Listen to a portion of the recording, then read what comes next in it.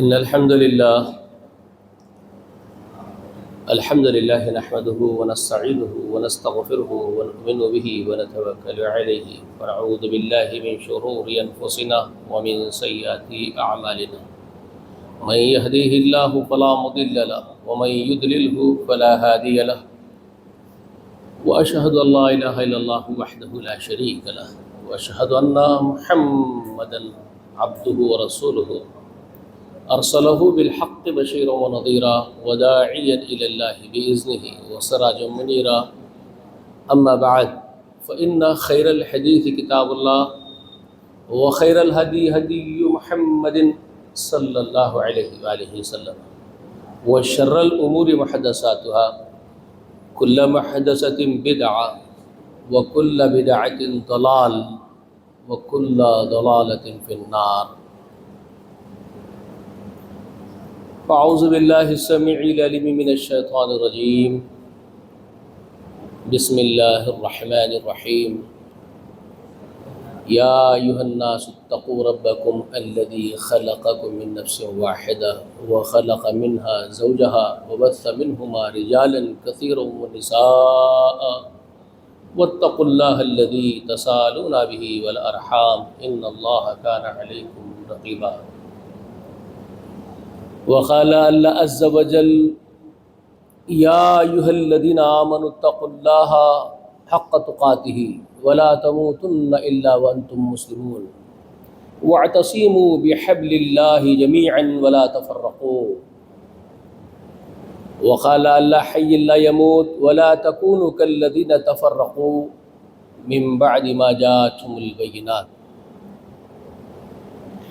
ولا تكونوا كالذين تفرقوا واختلفوا من بعد ما جاءتهم البينات أولئك لهم عذاب عظيم.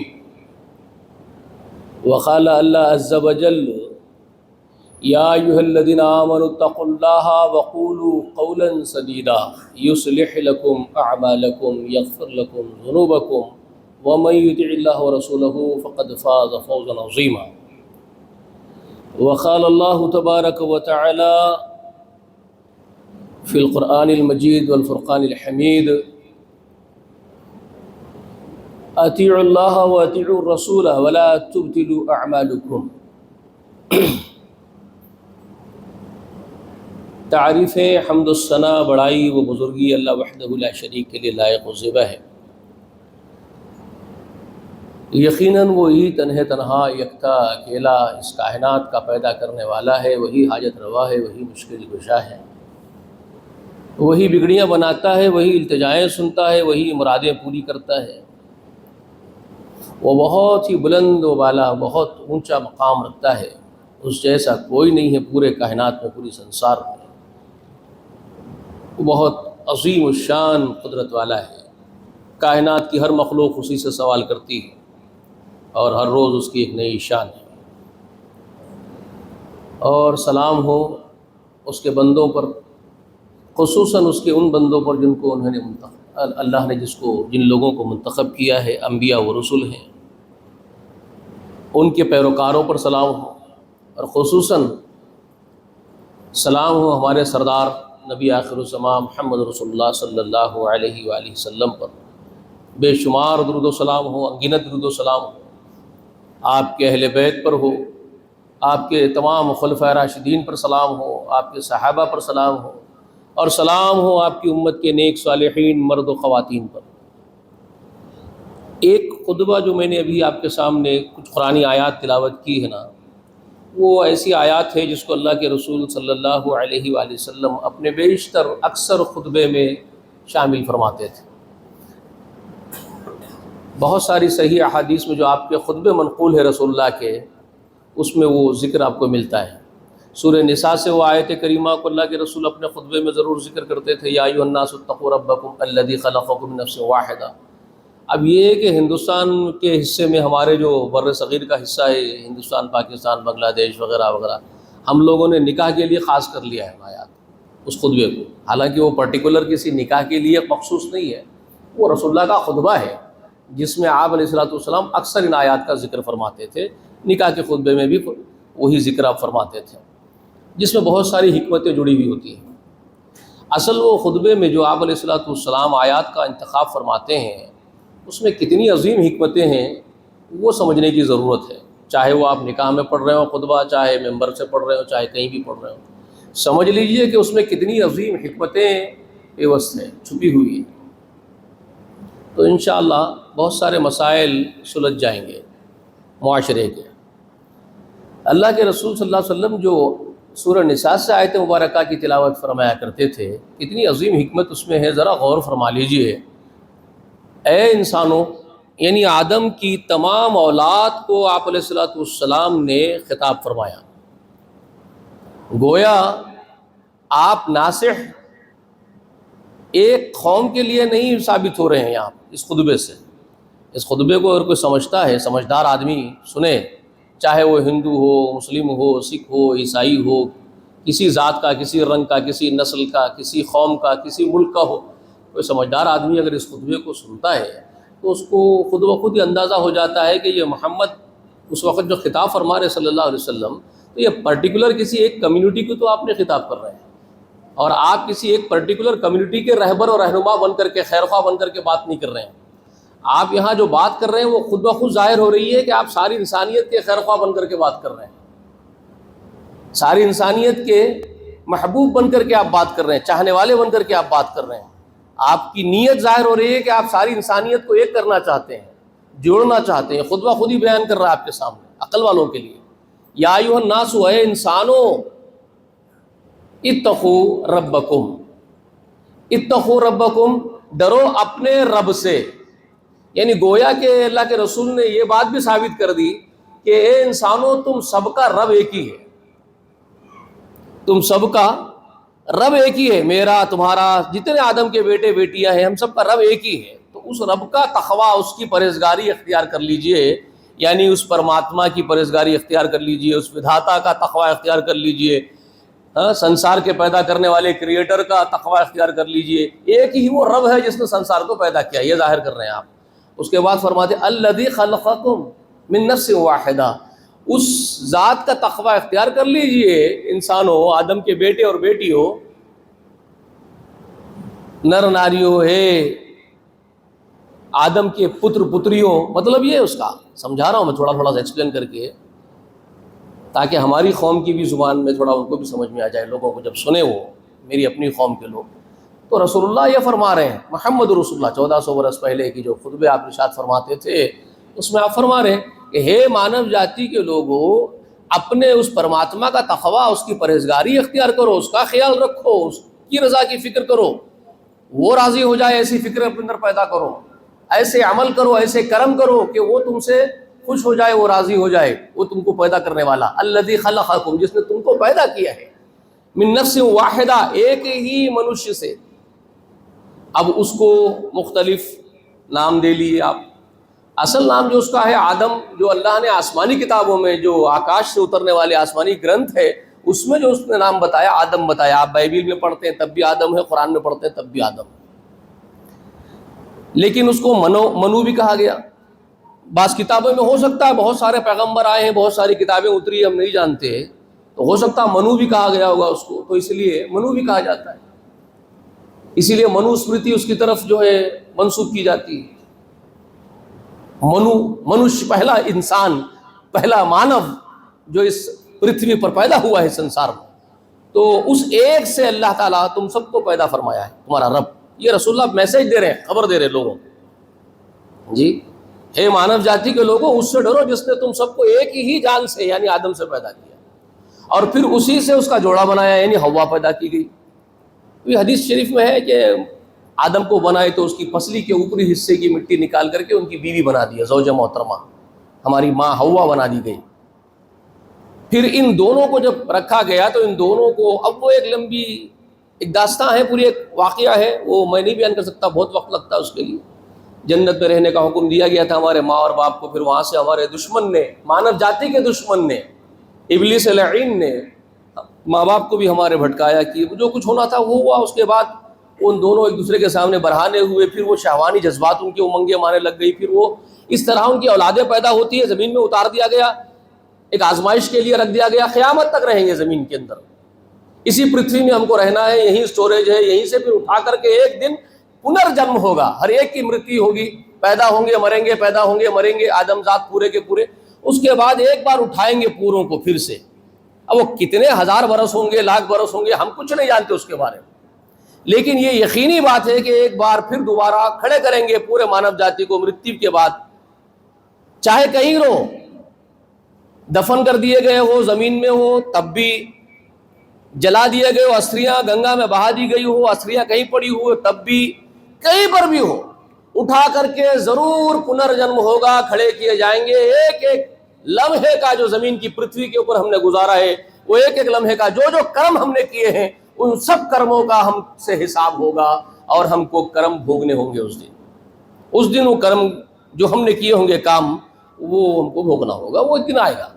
یہ ایک ایسی سادی سیدھی خبر میں دے رہا ہوں آپ کو جو حقیقت ہے، یہ ہونا ہے۔ تو یہی وہ میسیجز تھے محمد رسول اللہ کے، تم سب ایک باپ ایک ماں کی اولاد ہو، تو اپنے رب سے ڈرتے رہو، اور اس اللہ سے ڈرتے رہو جس کا واسطہ دے کر کے تم سب ایک دوسرے کے حقوق مانگ لیتے ہو، دنیا میں ڈراتے ہو۔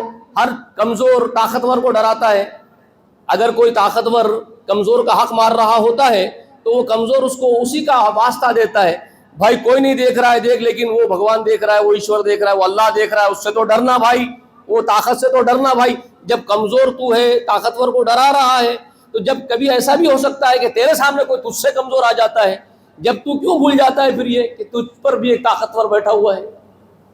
جی واتقوا اللہ الذی تساءلون بہ والارحام، تو رشتے توڑنے سے، تعلقات کو توڑنے سے، ظلم کرنے سے، زیادتیاں کرنے سے تم بھی تو ڈرو نا، اسی اللہ سے، اسی پرماتما سے تم بھی ڈرو، تم کو بھی ڈرنا چاہیے۔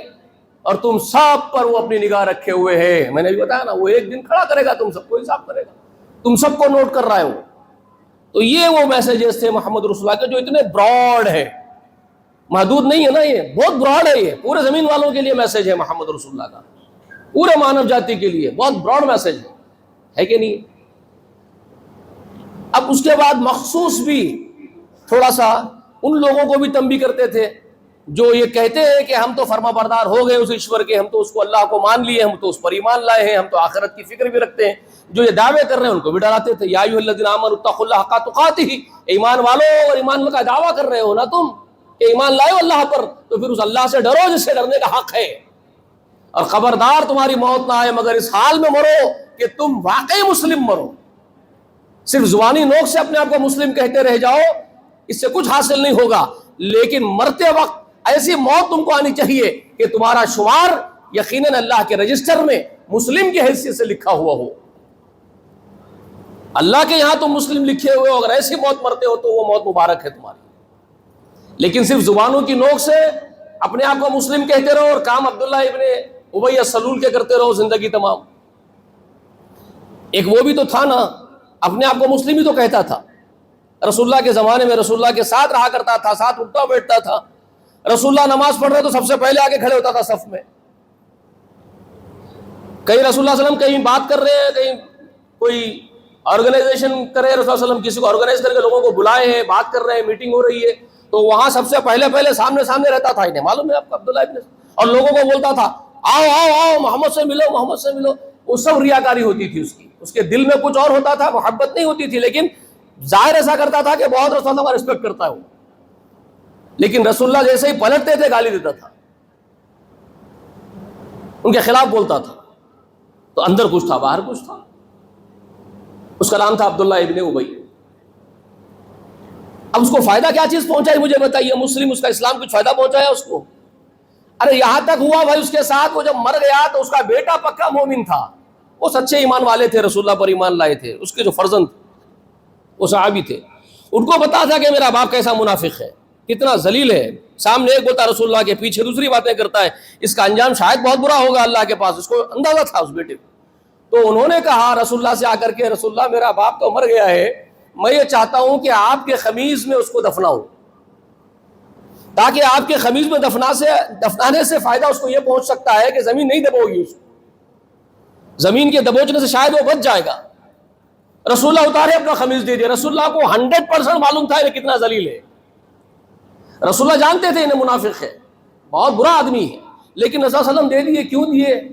اس لیے کہ اللہ کے رسول بہت ہمدرد انسان تھے، بہت ہمدرد، بہت ہمدرد. کائنات میں کوئی ان جیسا ہمدرد پیدا ہی نہیں ہوا ان کے بعد، نہ پہلے کبھی تھا کوئی. وہ انسانیت کے خیر خواہ تھے، وہ چاہتے ہی نہیں تھے کہ کوئی جہنم میں چلے جائے، کوئی بھی دشمن کے لیے بھی نہیں سوچتے تھے کہ وہ جہنم میں چلے جائے. آپ کو معلوم ہوگا بدر کے دن کافر جب مارے گئے تھے، مر گئے نا، ابو جہل پڑا ہوا ہے، بہت سارے لوگ پڑے ہوئے ہیں، ان کی لاشیں پڑی ہوئی ہیں کنویں کے اندر، بدر کے کنویں میں، اور یہ محمد جا کے وہاں رو رو کے خطاب کر رہے ہیں مردوں کو. کیا فائدہ پہنچایا تمہارے کفر میں؟ تم کو تکلیف ہو رہی ہے محمد کو صلی اللہ علیہ وسلم، کیا لے کے گئے تم دنیا سے، کہاں چلے گئے؟ میں تو نہیں چاہتا تھا کہ تم جہنم میں چلے جاؤ، مگر تم لوگوں نے میری مخالفت کر کے خود کو برباد کر لیا. ہمدردی وہاں پر بھی جھلک رہی ہے محمد رسول اللہ کے، پھوٹ پھوٹ کے نکل رہی ہے. حضرت عمر آ کر کے پوچھتے ہیں، تعجب سے پوچھتے ہیں، اے رسول اللہ آپ مردوں کا خطاب کر رہے ہیں، یہ کہ سن رہے ہیں آپ کو؟ تب کہنے لگے تھے رسول صلی اللہ علیہ وسلم تم جیسے سن رہے ہو ویسے ہی سن رہے ہیں مجھے. تو اسی کو پکڑ کر کے کچھ لوگ مردے سنتے ہیں کہ دلائل پکڑ کر کے خبر پرستی چالو کر دی. اللہ ان کو ہدایت دے. تو خیر میرا موضوع ابھی تو وہ نہیں ہے، اس لیے میں اس پر نہیں جاتا. رسول اللہ کی ہمدردی بتا رہا ہوں. خمیز دے دیے دفنانے کے لیے، جنازے کی نماز پڑھانے کا مطالبہ کیا بیٹے نے. آپ کیونکہ جنازے میں کیا ہوتا ہے میت کے لیے اللہم اغفر لہ ورحمہ، آپ کہتے ہیں نا اللہ اس کو معاف کر دے، اس پر رحم کر دے. جو نماز سے جنازہ پڑھاتا ہے وہ دعا کرتا ہے جنازے کے لیے. تو وہ بیٹے کی نیت یہ ہے کہ اگر رسول اللہ کی زبان سے نکلے گا اللہم اغفر لہ ورحمہ تو اللہ اس کو معاف کر دے گا، اس پر رحم کر دے گا. رسول کی دعا کو تو اللہ رد نہیں کرے گا. تو اس نیت سے وہ کہہ رہے ہیں آپ نماز جنازہ پڑھائیے اس کا تاکہ میرا باپ بخشا جائے. حضرت عمر آ کے کھڑے ہو گئے، میں تو آپ کو اس کے لیے دعا نہیں کرنے دوں گا. تو رسول اللہ نے ان کو ہٹایا، 70 مرتبہ تو بیچ میں آئے گا تب 70 مرتبہ میں دعا کروں گا اس کی مغفرت کی. اللہ اکبر، یہ ہے محمد، یہ محمد ہے صلی اللہ علیہ وسلم. 70 مرتبہ تو روکے گا، 70 مرتبہ میں اس کی مغفرت کی دعا کروں گا، نماز جنازہ پڑھوں گا میں اس کا. کیا حرج ہے میرے پڑھ، اگر میرے بولنے سے اللہ اس کو معاف کر دیتا ہے تو کر دے. اللہ اکبر، یہ محمد کی سوچ ہے صلی اللہ علیہ وسلم کی. اور معاف کیجئے گا امت کی سوچ دیکھ لیجئے کیا ہے. ہم لوگ کیسے ہیں دیکھ لیجئے. ہم تو ہر ایک کو جہنم میں پہنچانے کے لیے عجلت میں لگے ہوئے ہیں، ہے نا. فوراً سے فتویٰ دیں گے یہ تو مشرک ہے، یہ تو کافر ہے. ہم کو تو بڑی جلدی ہے لوگوں کو جہنم میں پہنچانے کی. اور یہاں رسول اللہ 100% جانتے ہیں کہ وہ برا آدمی تھا، لیکن اس کے لیے دعا کرنے تیار ہے. اس کے بعد اللہ نے پھر وہ قرآن میں آیتیں نازل کر دی، حضرت عمر کی تائید ہو گئی آسمان سے، وہ ایک الگ بات ہے، وہ اللہ کی منشا ہے. اللہ نے کہا تم کو دعا کرنا ہی نہیں تھا اس کے لیے، منافق کے لیے. محمد اگر آپ 70 مرتبہ مغفرت کی دعا کریں گے ہم رد کر دیں گے، ہم نہیں معاف کریں گے اس کو، اللہ کا منشا ہے. ہم اس کو معاف نہیں کریں گے کیونکہ وہ کیا ہے اللہ خوب جانتا تھا. وہ اللہ کا معاملہ ہے، بندوں کا معاملہ ہے، اس میں مداخلت کسی کی نہیں ہے. لیکن محمد رسول اللہ کا یہاں پر معلوم ہو گیا، چاہت یہ ہے کہ اس کو شاید اللہ معاف کر دے تو اچھا ہی. یہ انٹینشن محمد رسول اللہ کا ہے. ٹھیک ہے. تو اب خیر میں یہ بتا رہا ہوں کہ اس کو اس کا نفاق فائدہ کیا پہنچایا بھائی. وہ اپنے آپ کو مسلم کہتے کہتے مرا، رسول اللہ نے اس کی دعا کی تب بھی فائدہ ہوا؟ تب بھی تو فائدہ نہیں ہوا اس کو. تو اللہ نے وہی بات یہاں کہی ہے قرآن میں، سورہ آل عمران میں، جس کو رسول اللہ اپنے خطبے میں بیان کرتے تھے. ایمان لانے کے دعویٰ کر رہے ہو نا، مومن ہو تو پھر ڈرو اس سے جیسے کہ ڈرنے کا حق ہے. اور خبردار موت مسلم کی ہو، موت مسلم کی نہ ہو تو پھر کوئی فائدہ ہی نہیں ہوگا، کچھ بھی کر لو. یہاں تک کہ اگر محمد رسول اللہ خود کھڑے ہو کے عبداللہ ابن ابی کا جنازہ پڑھاتے تو قبول نہیں ہوگی دعا. تو پھر تم کو کیا ملے گا؟ موت مسلم کی ہونی چاہیے.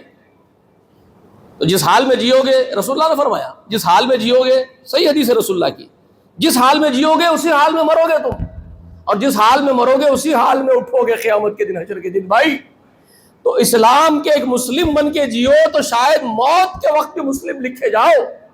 زندگی کا بیشتر حصہ اگر فرما برداری پہ گزرتا اللہ کی، مسلم کی حیثیت سے گزرتا ہے، تب مسلم کی موت آئے گی انشاءاللہ. اور جب انشاءاللہ مسلم کی موت ہوگی تو اٹھیں گے مسلم کی حیثیت سے. ورنہ سب کچھ کیا کرایا پہ پانی پھر جائے گا نا، فائدہ کیا پھر چک چک کے پھرو زمین پہ مسلم مسلم. اپنے آپ کو مسلم بھی کہتے ہو، بیواؤں کا مال بھی کھا لیتے ہو، اپنے آپ کو مسلم بھی کہتے ہو، یتیموں کا مال کھا لیتے ہو، اپنے آپ کو مسلم کہتے ہو، لوگوں کی زمینیں غصب کر لیتے ہو، اپنے آپ کو مسلم کہتے ہو، حرام خوری کرتے ہو، جھوٹ بولتے ہو، دھوکے دیتے ہو، قتل کرتے ہو، غارت گریاں کرتے ہو، ہاں؟ مسلم کہتے ہوئے سب کچھ کام کیسے کر سکتے ہو بھائی؟ ایک فرمانبردار اللہ کا اور نافرمان، اس میں فرق کیا ہوتا ہے پھر؟ اگر آپ کہہ رہے ہیں یہی فرمانبرداری تو پھر نافرمانی کیا ہوتی ہے؟ جی، لوگوں کا قتل کرنا، زنا کرنا، سود کھانا، جھوٹ بولنا، جادوگروں کے پاس جانا، جادو کے اعمال کو آباد کرنا، ہوٹلوں میں جادوگروں کو بلا کر کے پڑھوانا، بکرے گڑوانا، بندرا گڑوانا، سورا گڑوانا، اگر یہ تمہارا اسلام ہے، یہ فرمانبرداری ہے کیا؟ نعوذ باللہ. پھر نافرمانی کس کو بولتے ہیں بھائی اللہ کی؟ پھر نافرمانی ہوتی کیا ہے؟ اگر آپ مسلم ہیں تو پھر نافرمانی کس کو بولیں گے آپ؟ زنا بھی فرمانبرداری ہو گئی ہے، جوا کھیلنا بھی فرمانبرداری ہو گئی ہے، جھوٹ بولنا، دھوکہ دینا، یتیم کا مال کھا لینا، بیوہ کا مال کھا لینا، وراثت کی تقسیم نہیں کرنا، بہنوں کا مال کھا لینا، پھوپھی کا مال کھا لینا، جی اس کا حق مار دینا، یہ فرمانبرداری ہو گئی ہے. تو نافرمانی ہوتی کیا ہے؟ کچھ سمجھ میں نہیں آتا لوگوں کو. جی، اور اوپر سے ہم میں سے کوئی آدمی کھڑے ہو کے کہتا ہے، بڑے مفتی معلوم ہوتے ہیں حضرت جی، عمر بھی ہو گئی ہے، بال سفید ہو گئے ہیں، جبہ خبہ ہے، قرآن کو تو ہاتھ مت لگاؤ بول رہے ہیں. سوشل میڈیا پہ ایک ویڈیو گیسٹ کر رہا ہے حضرت کا، قرآن کو تو مت چھو، قرآن پڑھ لو، صرف متن پڑھ لو، اس کا ترجمہ تو مت چھو، اس کا مت دیکھو، مت ترجمہ کی طرف. اور کہہ رہے حدیث کو تو بالکل ہاتھ بھی مت لگاؤ، کیونکہ وہ بول رہے ہیں کہ قرآن و حدیث سے ہی فتنے کھڑے ہوئے ہیں. نعوذ باللہ. وہ کہہ رہے ہیں کہ فتنہ تو قرآن حدیث کے ترجمہ پڑھنے سے ہی ہو گیا. اب مجھے بتائیے، یہ شیطان انسانی بھیس لے کر کے آ کے بات کر رہا ہے. یہ شیطان ہے بہروپی روپ دھارا ہوا ہے، انسان کا روپ دھار کر کے وہ انسان کے روپ میں آ کر کے آپ سے، انسانی شکل میں آ کر کے آپ سے بات کر رہا ہے، بڑے بزرگ کی شکل میں. لیکن بات تو شیطان کر رہا ہے، انسان کی تو بات نہیں ہو سکتی، آدم کے بیٹے کی بات تو نہیں ہو سکتی. آدم کا بیٹا یہ کہے کہ اللہ نے جو پیغام تمہارے لیے بھیجا تم اس کو سمجھو ہی مت.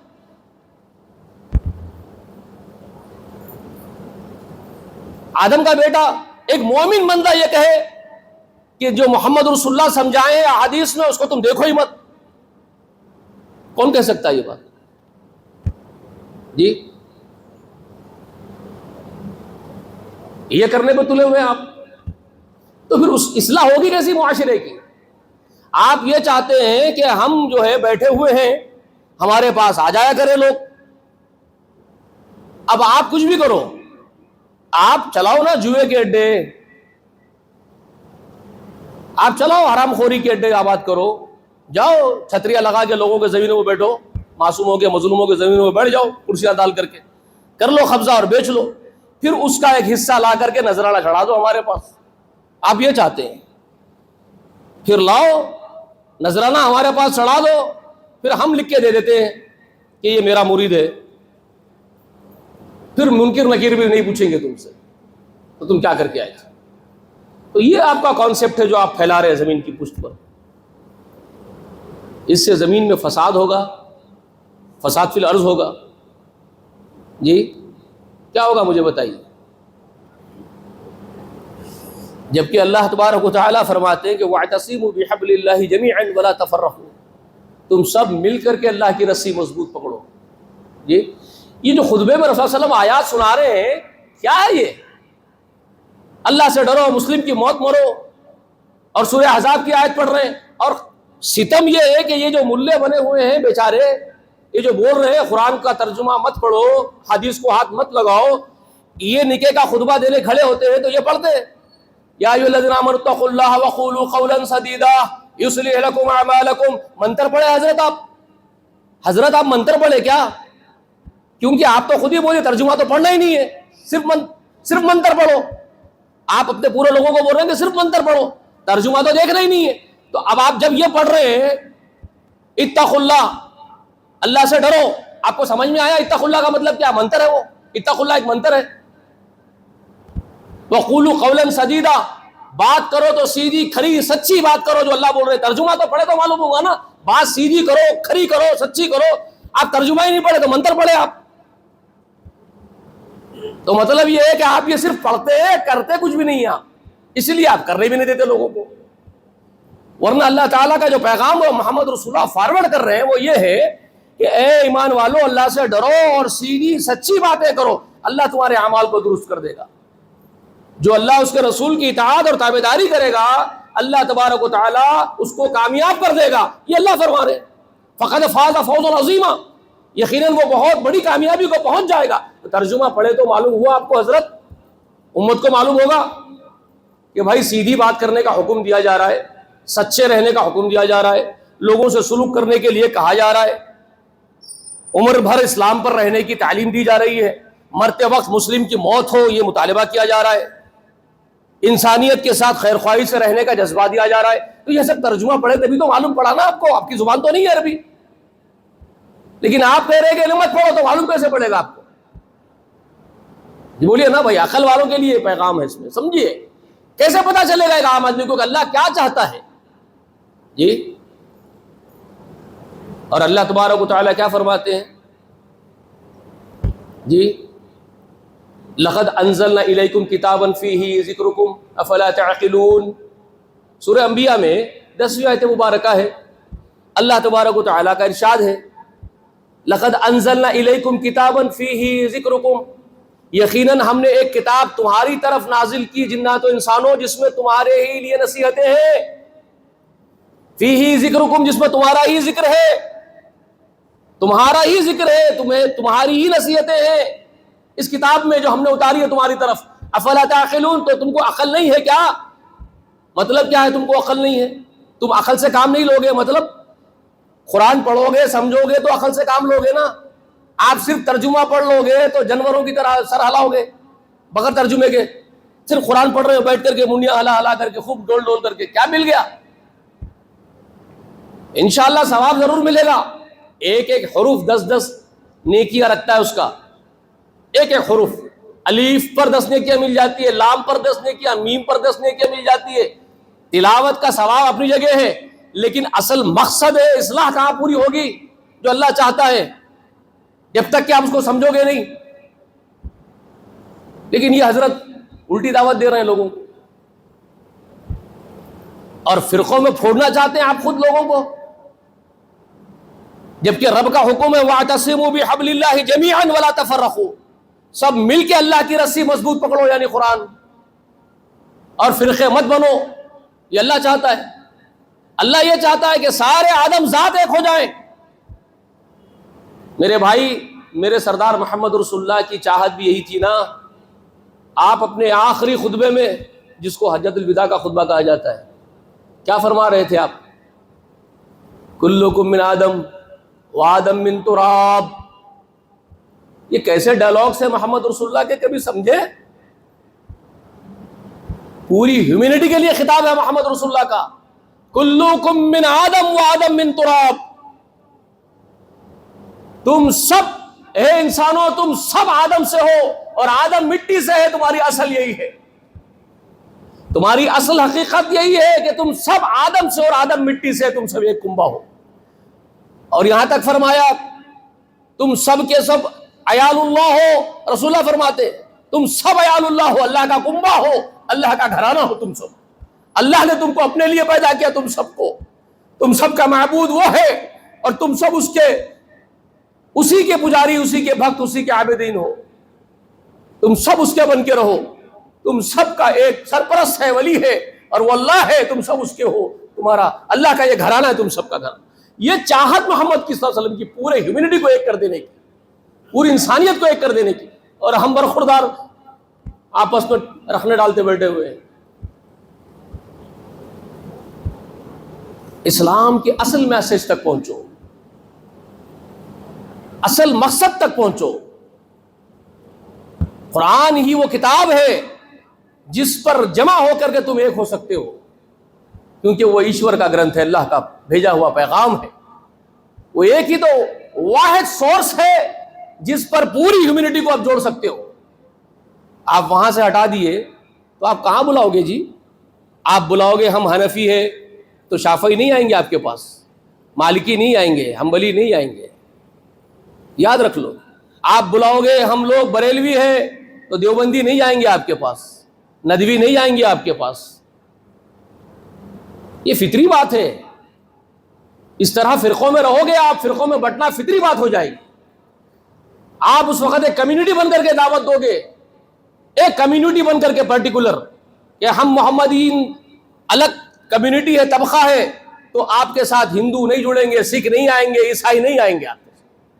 آپ کو یہ کہنا پڑے گا ہر جگہ کہ ہم سب کا پرماتما ایشور اللہ ایک ہی معبود ہے، اور اسی نے اپنے پیغام دے کر کے انبیاء کو بھیجا، اور آخر میں محمد کو بھیجا صلی اللہ علیہ وسلم کو. تو ہم سب انبیاء پر ایمان لاتے ہوئے آخری پروکتا محمد رسول اللہ پر بھی ایمان لے آئے، اور انہوں نے کہا تم سب ایک ہو، تم سب اس کتاب پر جمع ہو جاؤ، تب صورت نکلے گی ایک ہونے کی. اور کہاں سے نکل سکتی ہے مجھے بتائیے؟ آپ جب تک یہاں نہیں لاؤ گے تو فرقے ہی بن کر کے رہو گے. سمجھ میں آ رہی ہے؟ اتنی چھوٹی سی بات ہے، سمجھ میں آنے کے لیے بہت آسان بھی ہے، اور بے عقلوں کے لیے بڑی مشکل بھی ہو سکتی ہے شاید. جب بے عقل ہے تو پھر کچھ نہیں کر سکتے، لیکن عقل مندوں کے لیے بہت مشکل نہیں. تو قرآن مقدس پر، اور قرآن ہی کی شرح ہے وہ، جتنے احادیث ہیں محمد رسول اللہ کے، قرآن کی ہی تفاسیر ہیں، ہے نا، تفسیریں ہیں تو ہے نا وہ، خلاصے تو ہے نا وہ، اور کیا ہے؟ رسول اللہ کی جو باتیں ہیں وہ خلاصہ ہے نا قرآن کا، تفسیر ہے وہ. تو قرآن اور اس کی تفسیر جو احادیث کی شکل میں آئی ہے، آپ کو اسی سے جڑے رہنا ہے پوری زندگی تعمر، اور جوڑنا بھی ہے لوگوں کو، تبھی تو آپ ایک ہو پائیں گے. اور پھر خاص جو لوگ ایمان لا چکے ہیں محمد رسول اللہ پر، ان کے لیے جو پیغام ہے بہت اہم ہے بھائی. بول کے اپنی بات ختم کر دیتا ہوں. آل عمران میں آیت نمبر 105 کی تلاوت کیجئے. اللہ تعالیٰ فرماتے ہیں وَلَا تَكُونُوا كَالَّذِينَ تَفَرَّقُوا وَاخْتَلَفُوا مِن بَعْدِ مَا جَاءَتْهُمُ الْبَيِّنَاتُ أُولَٰئِكَ لَهُمْ عَذَابٌ عَظِيمٌ. خبردار جو لوگ یہ بات ایکسپٹ کر لیے کہ اللہ ایک معبود ہے، اکیلا ہے، یکتا معبود ہے کائنات کا، اسی نے پیدا کیا، کائنات کو مان لیے، اور انہوں نے اس بات کو قبول کر لیا کہ اسی نے ہر زمانے میں الگ الگ نبیوں کو، پروکتاؤں کو بھیجا ہے، اور اسی نے انتم پروکتا کو مکے میں محمد رسول اللہ کو بھیجا ہے. اس پر ایمان لے آئے، اور جو اس بات کو مان لیے کہ ہم کو زندگی اس کی فرمانبرداری پر گزارنی ہے، اور ہمارا ایک پنرجنم ہوگا، اور ہم کو اپنے کرموں کا حساب دینا ہوگا. جو ان باتوں پر ایمان لے وہ مومنین ہیں، وہ ایمان والے ہیں. تو اب ان سے کہا جا رہا ہے جب تم مان لیے ہو تو وَلَا تَكُونُوا كَالَّذِينَ تَفَرَّقُوا وَاخْتَلَفُوا، تو تم ان کے جیسے نہیں ہونا جو فرقوں میں بڑھ گئے تھے اور اختلافات میں پڑ گئے تھے. اب یہ ماضی کی خبر دی جا رہی ہے، نیوز، ہسٹوریکل نیوز، ان کو یعنی ایک خبر سنائی جا رہی ہے کہ ایسا ہوا تھا ماضی میں. کچھ لوگ ایسے تھے جو مانتے تھے ایشور کو، اللہ کو مان لیے تھے، مسلم بن گئے تھے، لیکن اس کے بعد وہ فرقوں میں بڑھ گئے، ٹکڑے ٹکڑے ہوئے، اور آپس میں اختلافات میں پڑ گئے تھے. تو وَلَا تَكُونُوا كَالَّذِينَ تَفَرَّقُوا وَاخْتَلَفُوا مِن بَعْدِ مَا جَاءَتْهُمُ الْبَيِّنَاتُ. خبردار تم ان کے جیسے نہیں ہونا جو فرقے بن گئے ہیں اور اختلاف میں پڑے ہوئے ہیں. کون لوگ تھے وہ رسول اللہ کے زمانے میں جن کے بارے میں خبر دے کر کے ان کو تاکید کر رہے ہیں صحابہ کو؟ پہلے نبیوں کی امتیں، جیسے موسیٰ علیہ السلام پر ایمان لانے والے، عیسیٰ بن مریم علیہ السلام پر ایمان لانے والے جو لوگ تھے، اہل کتاب کہتے تھے اپنے آپ کو، جو دھارمک لوگ بتاتے تھے زمین کی پشت پر، پرتھوی پر اپنے آپ کو، اور تھے دھارمک لوگ وہ، لیکن وہ اپنے دھرم کو بگاڑ لیے تھے، اپنا ہی دھرم بھرشٹ کر لیے تھے. تو ان کی خبر دی جا رہی ہے، اور کہا جا رہا ہے کہ تم ان کے جیسے نہیں بننا جو اپنے ہی دھرم کو بھرشٹ کر کے دھرم کے خلاف کاریہ کیے، کام کیے پورے، جس کا آدیش ہی نہیں تھا. ٹکڑے ٹکڑے بن کے بڑھ گئے پرتھوی کے اوپر، الگ الگ جماعتیں، الگ الگ جتھے بن گئے، الگ الگ مذاہب اور مسلکیں گھڑ لیے اپنے اپنے، واختلفوا، اور اختلافات میں پڑ گئے. خبردار تم ان کے جیسے نہیں ہونا. اولئک لہم عذاب عظیم، خبردار ایسے ہی لوگوں کے لیے بہت بڑا عذاب ہے، بہت بڑا عذاب ہے. اللہ فرماتے ہیں ایسے کام کرنے والوں کے لیے. فرقوں میں بٹنے اور اختلافات کرنے کے نتائج کیا ہوں گے؟ اس کے نتائج بہت بڑے عذاب کی شکل میں ملیں. اب وہ عذاب کی کئی شکلیں ہو سکتی ہے بھائی، دنیا میں بھی اور آخرت میں بھی. شاید اسی کا ایک حصہ یہ بھی ہے جو زمین پر ہو رہا ہے آپ کے ساتھ، اسی عذاب کا یہی بھی ایک جز ہے، حصہ ہے جو آپ پر ظالم حکمران مسلط کر دیے گئے ہیں۔ زمین پر جس وقت کی رسوائیاں ہیں، اس وقت جو ضلالت ہو رہی ہے زمین کی پشت پر، کوئی پرسان حال آپ کا اور ہمارا نہیں ہے، یہ بھی ایک عذاب کی شکل ہے۔ اللہ پھوڑ کے رکھ دیا، پھاڑ کے رکھ دیا ہم لوگوں کو۔ ہم آپس میں پھوٹے تو اللہ نے ہماری عزتوں کو پھاڑ دیا، یاد رکھو، ٹکڑے ٹکڑے کر دیے گئے ہماری عزتوں کو، کیونکہ ہم نے اللہ کے احکام کے ٹکڑے ٹکڑے کر دیا نا۔ ہم مجرم ہیں، ہم ایک ہوتے ہی نہیں۔ تو یہ جو ہمارے جھگڑے ہیں، ہمارے اختلافات ہیں آپس کے، اور ہمارے ٹکڑے ہیں، یہ ہمارے عذاب کو دعوت دے رہے ہیں، ہمارے لیے عذاب کو دعوت دے رہے ہیں۔ اللہ کی توبہ کرنے کی ضرورت ہے، سب توبہ کریں اللہ کے حضور، اور سب کے سب ایک قرآن پر اللہ کی اور اس کے تشریحات جو رسول صلی اللہ علیہ وسلم کی احادیث کے شکل میں ہے اس پر ایک ہو جائیں، اس پر جم جائیں، ایک دوسرے سے محبت کریں۔ یہ تو مسلمان آپس میں کریں، یہ تو ضروری ہے کرنا، یہ تو آپ تو مان لیے نا اللہ کو، آپ کو تو کرنا ہی ہے، لیکن ساتھ ساتھ آپ کو یہ کرنا ہے کہ جو دوسرے لوگ ہیں جو جانتے نہیں اللہ کے بارے میں، اس کے پیغامات کے بارے میں، آپ کو وہ اللہ کے پیغامات ان لوگوں تک پہنچانے ہیں جو نہیں جانتے، ان تک پہنچانا ہے۔ تو بہت بڑی بھاری ذمہ داری کندھوں پر ہے بھائی، وقت فرصت ہے کہاں، کام ابھی باقی ہے، نور توحید کا اتمام ابھی باقی ہے۔ کیا ہو گیا؟ کیا نہیں، کچھ نہیں ہوا، بہت کرنا ہے، مگر آپ تو کچھ اور کام میں لگ گئے، اور ہی کام میں لگ گئے بھائی، برا نہیں ماننا۔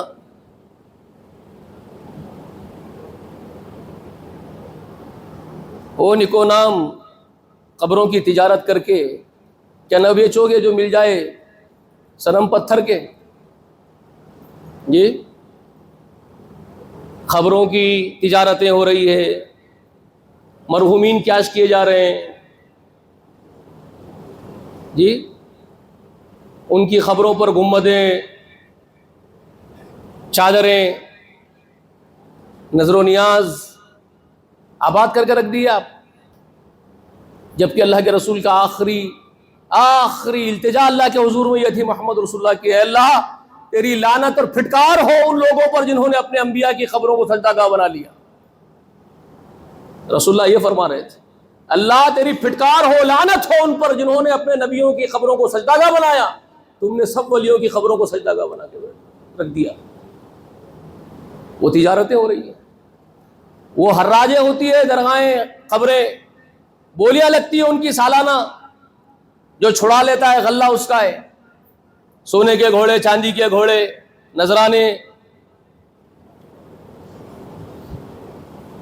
تو تمہارا یہ تماشا دیکھ کر کے اللہ تعالیٰ نے تم پر ظالم حکمرانوں کو مسلط کر دیا ہے۔ تم مردوں کے نام پہ وقف کی ہوئی زمینوں کو بیچ بیچ کے ارب پتی کھرب پتی بن کے بڑھ گئے، تو اللہ نے تمہارے پر مسلط کر دیا۔ وہ شیاطین چاہتے ہیں کہ تم سے وہ بھی چھین لے، وہ مردوں کا مال بھی تم سے چھین لیتے ہیں، کیونکہ تم مردوں کے مال پہ بھی کیش کر رہے ہو نا، ناچ رہے ہو۔ تو ہر حیثیت سے تم بہت دور نکل گئے، اللہ سے بہت دور نکل گئے۔ کب پلٹ کے آؤ گے پتہ نہیں ہے، ہم نہیں جانتے، لیکن ہاں یہ ممبر ہے اسی لیے یہاں سے پکاریں گے ضرور، پلٹ کے آ جاؤ، یہ ممبر ہے ہی پکارنے کے لیے نا بھائی، تو ہم پکاریں گے پلٹ کے آ جاؤ۔ اب آئیں گے نہیں آئیں گے مقدر ہے۔ تو خیر، بہت سارے چیزیں ہیں کہنے کے لیے بھائی، بہت سارے لوگ تو ایسے ہیں بھائی جو قرآن و حدیث کو بھی کیش کر رہے ہیں، برا نہیں ماننا، قرآن حدیث کو بھی کیش کر رہے ہیں، نام ہے قرآن و حدیث کا، اس کے نام پر مسجدیں، اس کے نام پر ادارے، اس کے نام پر چندے، اس کے نام پہ پیٹ بھر رہے ہیں۔ ارے ڈرو یار اللہ سے، کیوں اتنا کمپرومائز کر کے بیٹھ گئے؟ اپنے نفس کو اتنا بھی لالچی کیوں بنا دیے؟ کسی قسم کا خوف باقی نہیں رہا جی۔ پانی کے کنویں کھودنے کے نام پہ اپنے پیٹ بھر رہے ہیں، مسجدیں بنانے کے نام پہ اپنے پیٹ بھر رہے ہیں، کیا کیا نہیں کر رہے ہیں آپ لوگ؟ کیا نہیں کر رہے مجھے بتائیے؟ اتنا بھی کیوں ڈھٹائی؟ اور یعنی یہ کہ آپ یہ سمجھتے ہیں کہ کوئی آخرت نہیں ہے، آپ کا خیال یہ ہے کہ کوئی آخرت نہیں ہے، کوئی قیامت کا دن نہیں ہے، کوئی حساب کا دن ہے ہی نہیں، سب بے بکواس ہے، بولنے کی ڈھکوسلے کی بات ہے، یہ سمجھتے ہو؟ یا یہ سمجھتے ہو کہ یقیناً وہ دن ہے تو پھر کیا کمپرومائز کر کے بیٹھ گئے آپ؟ خیر بولنے کے لیے بہت ہے بھائی، صرف ایک لمحے فکر دینے کے لیے بول رہا ہوں، برا نہیں ماننا میں۔ اچھا میں کسی کو نہیں جانتا، لوگوں کا ذہن کیا آج کل کام کر رہا ہے معلوم ہے؟ میں جب یہ ممبر سے کچھ ایسے چیزوں کا ذکر کرتا ہوں نا میں، تو یہ کامن چیزیں ہیں جس کو میں کامن جانتا ہوں، ایسا ہو رہا ہے۔ بہت سارے لوگوں کو باہر دیکھتا ہوں تو ممبر پہ آ کے اصلاح کے لیے بولتا ہوں، تو سامنے بیٹھے ہوئے لوگ، ان لوگوں میں شاید ہو سکتا ہے کوئی ویسا کرنے والا ہو، مجھے نہیں معلوم ہوتا اس وقت، وہ شاید کوئی ان میں بھی ویسا کرنے والا ہو موجود، میں نہیں جانتا، لیکن وہ سامنے والے کو تکلیف یہ ہوتی ہے کہ انہیں شاید جانتا میرے بارے میں، میرے کچھ بول رہا ہے، اس کو یہ تکلیف ہو جاتی ہے، انہیں باہر نکل کے اب میرے خلاف خوب چلاتا مہم، ان کو کئی کو بلا رہے، ان کو کو بلاؤ ممبر پہ، ان کو بلا رہے تھے کو بھائی انوج پارسے ہے کیا، انوج فلاں ہے کیا؟ اجی حضرت میں آپ کو نہیں جانتا، آپ بولتے نہیں بولتے، وہ کرتے نہیں کرتے، مجھے نہیں معلوم۔ میں بہت سارے لوگوں کو دیکھتا ہوں تو کامن بات اصلاح کی کرتا ہوں ممبر رسول سے، جو ممبر ہے ہی اس لیے کہ اصلاح کا کام کیا جائے یہاں سے، تو میں اصلاح کی کامن بات کرتا ہوں، مجھے معلوم ہی نہیں ہے کون کیا رہتا ہے، مگر یہاں لوگوں کو چرکا لگ جاتا ہے گرم گرم۔